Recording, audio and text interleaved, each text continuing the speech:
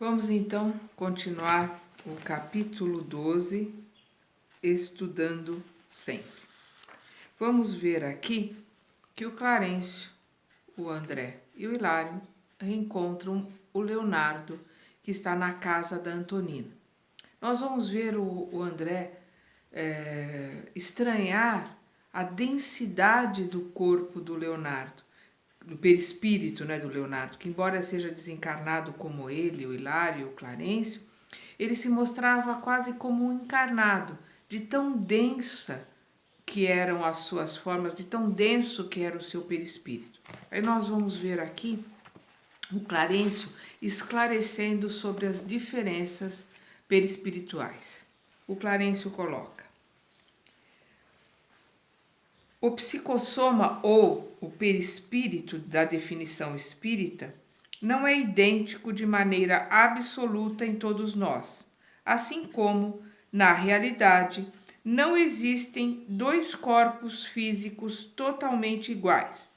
Cada criatura vive num carro celular diferente, apesar das peças semelhantes impostas pela lei das formas.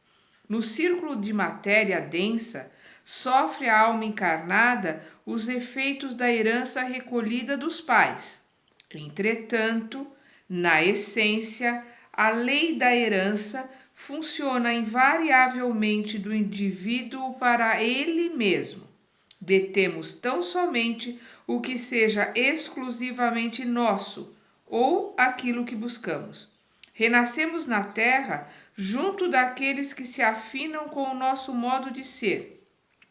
O alcoólatra não adquire o hábito desregrado dos pais, mas sim, quase sempre, ele mesmo já se confiava ao vício do álcool antes de renascer.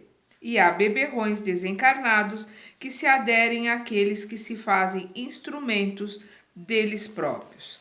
Então, nós vamos ver aqui o Clarencio explicando a diferença que existe de um perispírito para o outro, porque, como nós já falamos, nós somos herdeiros de nós mesmos. Embora a criança receba, através do DNA, características dos pais, nós recebemos muito mais no nosso perispírito a herança de nós mesmos. Então, embora às vezes uma criança seja filho de pais muito corretos, muito tranquilos, muito bons, essa criança se enreda para o crime, para a droga, para o álcool, são vícios e que ela já trazia com ela. E normalmente esses pais se propuseram de alguma forma ajudá-la. E vice-versa também. Há crianças, espíritos elevados que nascem com pais que ainda têm muito que estudar, têm muito que aprender, e essas crianças vêm justamente para ensinar e para modificar a atmosfera daquele lar e para tentar fazer com que esses pais saiam daqui melhores do que vieram. Então, existem todos os tipos de situações. Nós vemos aqui o Clarencio explicando sobre a hereditariedade. A hereditariedade é dirigida por princípios de natureza espiritual. Se os filhos encontram os pais de que precisam, os pais recebem da vida os filhos que procuram. Então, aquela história de que afins atraem afins, também nós não podemos esquecer do nosso roteiro, que nós montamos no plano espiritual antes de virmos para cá. Nós escolhemos os nossos pais e eles nos aceitaram. Então, existe um entrelaçamento entre pais e filhos em obrigações e deveres, né, que cada um de nós tem para com o outro. Isso é muito importante porque está gravado no nosso inconsciente, né? Não vem gravado no DNA. Então, nós vemos aqui o Clarencio colocando: no campo das grandes virtudes, os pais usam por vezes a compaixão reedificante, empenhando-se em tarefas de sacrifício. Temos no mundo mulheres e homens admiráveis que, consolidando qualidades superiores na própria alma, se dispõe a buscar afetos que permanecem à distância no passado, em tentativas heróicas de auxílio e reajustamento. Então, nós vemos aqui esta colocação de espíritos superiores que reencarnam justamente para receberem como filhos espíritos que ainda estão atrasados, que ainda estão parados, né, no caminho da vida. Nós vemos ele continuando a explicação aqui quando ele diz: na família consanguínea ou na família humana, obtemos o que buscamos. Quem já acertou as próprias contas com a justiça pode confiar-se aos sublimes rasgos do amor. Então, nós vivemos de acordo com aquilo que nós herdamos de nós mesmos. Nós herdamos dos nossos pais as características que aparecem no corpo, que é pura e simplesmente a nossa vestimenta. Essa roupa que nós usamos aqui para estudar, mas as características verdadeiramente de quem nós somos, estas vêm através do nosso perispírito. E aí, como o Clarencio diz várias vezes nesse livro, nós somos herdeiros de nós mesmos. Vemos Clarencio continuando a explicação aqui quando ele diz: conforme a vida de nossa mente, assim vive nosso corpo espiritual.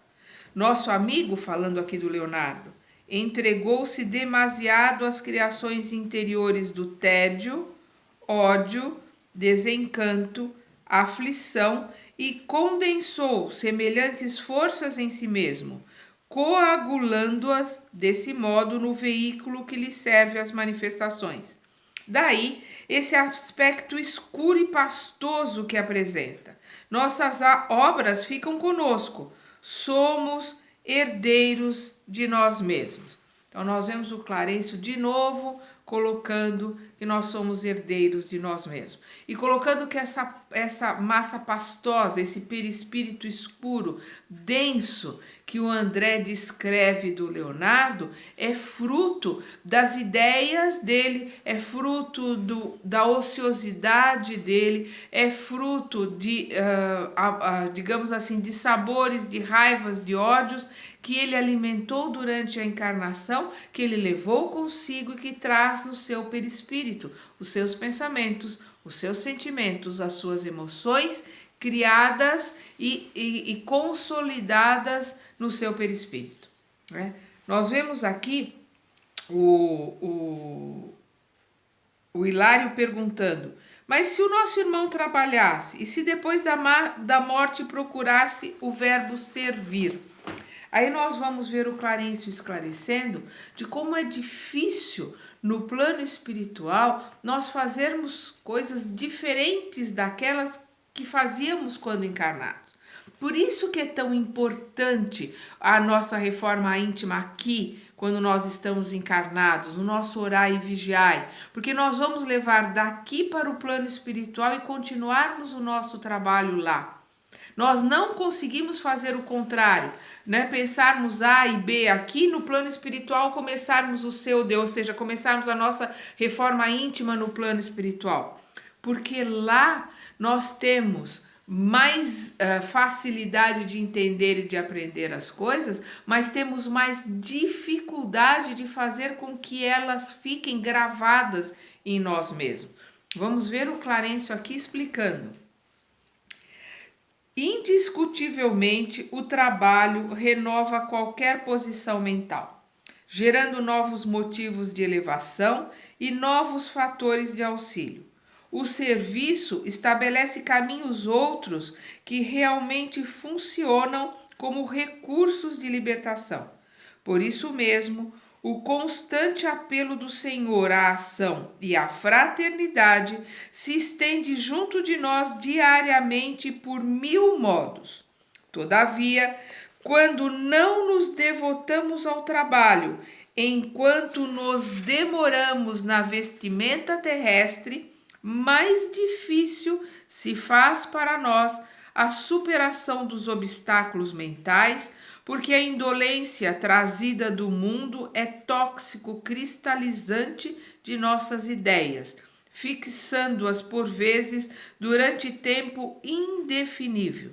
Se pretendemos possuir um perispírito sutilizado, capaz de reter a luz dos nossos melhores ideais, é imprescindível descondensá-lo pela sublimação incessante de nossa mente, que precisará então centralizar-se no esforço infatigável do bem.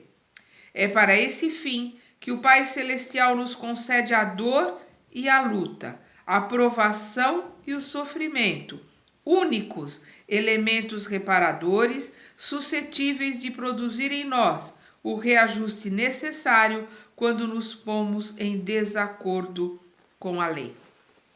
Então, o que ele coloca aqui para nós é exatamente isso. Nós temos que fazer essa limpeza do nosso perispírito, essa limpeza interior aqui, encarnados, porque aqui no planeta Terra, tudo que nós conquistamos, tudo que nós aprendemos tem peso 2.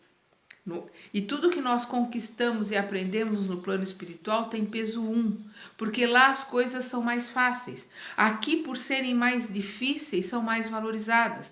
É aqui que nós temos que começar a lutar contra a nossa vaidade, contra o nosso egoísmo, contra o nosso orgulho, que nós temos que nos manter no orar e vigiar o tempo todo, para que a hora que a gente sai do caminho, entre a oração e a gente mude na hora a nossa vibração, mudando assim a sintonia, mudando assim o nosso entorno. Vamos então continuar estudando com André Luiz, Entre a Terra e o Céu.